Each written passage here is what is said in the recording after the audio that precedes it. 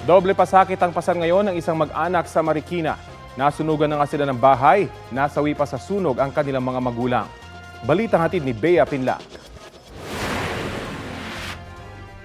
Halos hindi na raw kinayang tingnan ni Armando at ng kanyang mga kapatid ang bangkay ng kanilang nanay at tatay nang inilabas mula sa kanilang nasunog na bahay.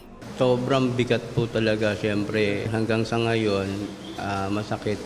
Pinapasa Diyos ko na yung nangyari sa magulang ko.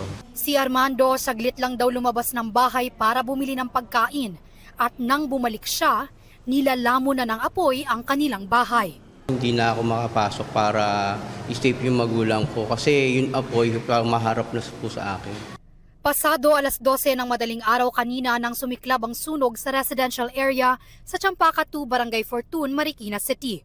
Sa inisyal na tala ng barangay, nasa 18 bahay o 24 na pamilya ang apektado ng sunog.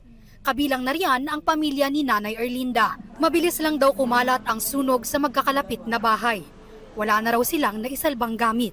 Pero laking pasalamat niya na nakalabas ng ligtas ang kanyang 2 anak at 4 na apo. Yung aking mga apo at mga anak, pinalabas ko na. Sabi ko, kahit na wala na kayo mabitbit, makalabas lang kayo.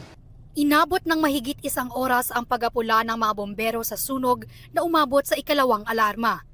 Hindi bababa sa 8 fire truck ang kinailangang rumisponde. Sa ngayon sa Champaka 2 Multipurpose Hall muna nananatili ang ilang pamilyang nasunugan. Bea Pinlac, nagbabalita para sa GMA Integrated News. Kapuso, alamin ang maiinit na balita. Bisitahin at mag-subscribe sa GMA Integrated News sa YouTube. Sa mga kapuso abroad, samahan niyo kami sa GMA Pinoy TV at sa www.gmanews.tv.